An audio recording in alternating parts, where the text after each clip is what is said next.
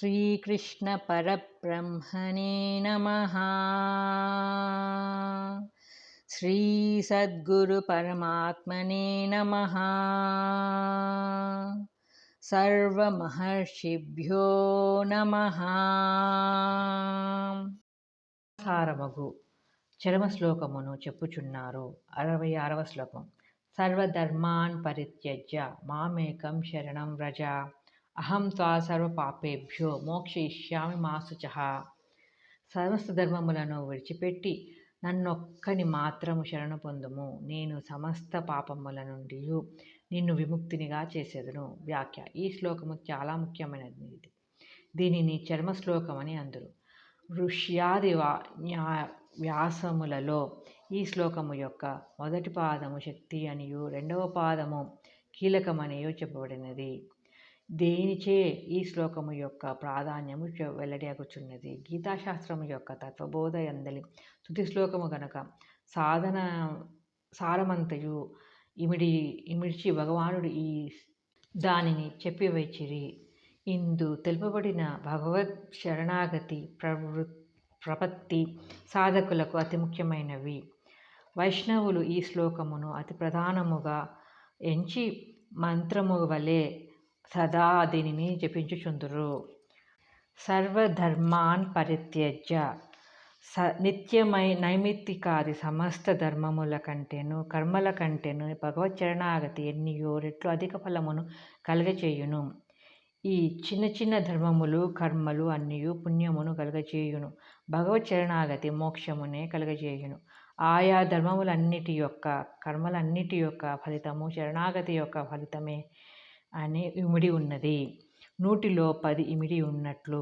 కావుననే భగవానుడు ఆ స్వల్ప కార్యములన్నిటినీ విడిచిపెట్టి అనంత మోక్ష ఫలము కలుగజేయు దానినే పట్టుకొనుమని బోధించిరి. మామేకం అని చెప్పుట వలన భగవంతునొక్కరినే ఆశ్రయించిన చాలును, సమస్త కర్మ ధర్మములను ఆశ్రయించినట్లే అగునని విదితమగుచున్నది. చెట్టు మూలమును తడిపినచో శాఖ పత్రాదులన్నిటినీ తడిపినట్లే అగును కదా. పైగా పెక్కు మార్గములు కర్మలు ధర్మములు గజిబిజిగా నుండి మనస్సునకు విక్షేపము కూడా కలుగచేయవచ్చును. కాబట్టి ఒక్కదానిని ఆశ్రయించుట శ్రేయస్కరము. ఆ ఒక్కటి ఏది? దేనిని తెలుసుకొనినచో సమస్తము తెలియబడును, దేనిని పొందినచో సమస్తము పొందబడుచు అన్నదో అట్టి ఆత్మవస్తువును బ్రహ్మవస్తువుని భగవంతుని ఒక్కరిని ఆశ్రయించిన చాలును. ఇతర గొడవలతో ఇతర సాధనలతో ఇతర ధర్మములతో ఇతర కర్మములతో పని లేదు. కావుననే వానినన్నిటినీ వదిలి తననొక్కని శరణు పొందమని భగవానుడు ఉపదేశించిరి. అహం త్వా సర్వపాపేభ్యో మోక్షయిష్యామి. అయితే కొందరిట్లు ప్రశ్నించవచ్చును, అన్ని కర్మలు ధర్మములు వదులుకొని భగవంతుని ఆశ్రయించినచో అతడు మాకేమీ యొసంగగలడు అని. అందులకు భగవానుడు సూటి అయిన సమాధానం ఇచ్చిరి. అట్లు నన్ను ఆశ్రయించినచో నీ యొక్క సమస్త పాపముల నుండి బంధముల నుండి మిమ్మల్ని విముక్తిని చేసేదను అని. సర్వపాపేభ్యో అని చెప్పుట వలన ఏ ఒక్క పాపం నుండియో కాదనియో సమస్త పాపముల నుండి విడుదల పొందించననియో హామీ ఇచ్చిరి. అనగా సంపూర్ణముగా బంధ విముక్తినిగా చేసినని చెప్పిరి. మనుషునకు ఇంతకంటే అధికమగు కావలసినది ఏమున్నది? జనన మరణాది బంధము నుండి తప్పించుకొనుట, కర్మ పాశము నుండి విముక్తుడగుట ఒకటియే అతనికి కావలసినది. అది కలుగచేసేనని భగవానుడు ప్రతిజ్ఞ చేసిరి. అయితే ఎవరికి? అందరికీ కాదు. అందరూ భగవంతుని బిడ్డలు అయి ఉన్నప్పటికీ ఎవరు చేయి చాచి అతనిని ఆహ్వానించుదురో వారినే పట్టుకొని తన ఒడిలో కూర్చుండబెట్టుకొనును. ఎవరు సమస్త వాంఛలను కర్మలను ధర్మములను వదిలి తన్ను భగవానుని లేక ఆత్మను ఒక్కనినే శరణు పొందునో శరీర వాక్ మనంబులచే తననే ఆశ్రయించునో అనగా దృశ్య వస్తువులను దృశ్య విషయముల సంబంధ కర్మలను ధర్మములను త్యజించి దృగ్రూపమగు ఆత్మనొక్కనే అవలంబించునో అట్టి వానిని మాత్రమే సంసార బంధ శృంఖలముల నుండి విడుదల చేసి తరింపచేసెదనని శ్రీకృష్ణమూర్తి అసందిగ్ధముగా చెప్పివచ్చిరి. దీనిని బట్టి జీవుడు నెరవేర్చవలసిన దానిని నెరవేర్చినచో భగవంతుడు తాను ఇయ్యవలసిన దానిని ఇచ్చునని స్పష్టమగుచున్నది. ఈ శ్లోకమందలి మొదటి పాదము జీవుని కర్తవ్యమును సూచించును. రెండవ పాదము భగవంతుడొసంగు ప్రతిఫలమును సూచించును. జీవుడు తాను చేయవలసినది చేయనిచో భగవంతుడు తాను ఒసంగవలసిన దానిని ఒసంగరు. జీవుడు పరమాత్మను ఆశ్రయించనిచో దృశ్య పదార్థములను మాత్రమే అంటిపెట్టుకొనినచో పరమాత్మ మాత్రమేమి చేయగలరు? ప్రకృతి యందొకానొక అప్రతిహత నియమమును అంటిపెట్టు భగవానుడు ఏర్పరిచిరి. అది ఏదనగా పాపముచే దుఃఖము, పుణ్యముచే సుఖము, జ్ఞానముచే భగవత్ శరణాగతిచే మోక్షము కలుగును. ఎవరు ఏ విధముగా ఆచరించునో వారిని ఆ విధముగానే ఫలితమును అనుభవించుదురు. ఇందు భగవంతుని పక్షపాతమేమియూ లేదు. చేసుకున్న వారికి చేసుకున్నంత మహదేవ. సర్వధర్మాన్ పరిత్యజ్య అను వాక్యమునకు మరియొక అర్థమును కలదు. దృశ్య భావనలన్నిటినీ వదిలి దృగ్వస్తువగు ఆత్మనొక్కదానినే శరణు పొందుము అనియూ చెప్పవచ్చును. ఇది ఇంకనూ శ్రేష్టమైన అర్థము. త్యాగముచే మోక్షము లభించునని శాస్త్ర నియమము ఇది చక్కగా పోషించుచున్నది. ఒక్కదానిని త్యజించనిదే మరి ఒకటి లభించదు. దయ్యమును పట్టుకొనినచో దేవుడు లభించడు. దేవుని పట్టుకొనవలనని దయ్యమును దృశ్యరూప పిశాచమును వదలవలను.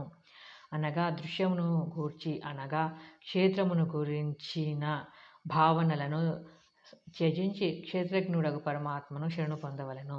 ఈ శ్లోకమున సమస్త ధర్మములను వదలమని చెప్పినంత మాత్రమున అధర్మము ఆచరింపవలనని అర్థము కాదు, లేక ధర్మములను వదిలి సోమరిగా నుండుమని కాదు. మహాధర్మమగు భగవత్ శరణాగతిలోనే ఆత్మాశ్రయములోనే తక్కిన అవాంతర ధర్మములన్నీయు అంతర్భూతములై ఉండును. కావున శతే పంచాశాత్ 150 ఇమిడియుండును అను న్యాయముననుసరించి అట్టి మహద్ధర్మమును ఆశ్రయించువారు చిన్న చిన్న ధర్మములను ప్రత్యేకముగా ఆచరించనవసరము లేదనియు దానినొక్క దానినే చక్కగా పాలించిన చాలుననియు చెప్పుటయు అగును. ఇచ్చట పెద్ద ధర్మమున్నప్పుడు చిన్న ధర్మమును పట్టుకొన అవసరము లేదని చెప్పుటయే కానీ చిన్న ధర్మమునందు అసలు ఏమియూ సత్తువ లేదని కాదు. దానిని వదిలి సోమరిగా నుండుమని కానీ అర్థము కాదు. కాబట్టి పదములను జాగ్రత్తగా అన్వయించుకొనవలెను. మా శుచిః ఈ సత్యమును తెలుసుకొని భగవత్ చరణాగతియునర్చి ఇక ఏమాత్రము శోకింపకుము అని శ్రీకృష్ణమూర్తి అర్జునునకు ఆనతిచ్చిరి. దుఃఖరహితమగు శాశ్వత ఆత్మపదము భగవంతుని స్థానము లభించినప్పుడు ఇక శోకమునకు ఆస్కారమే లేదు.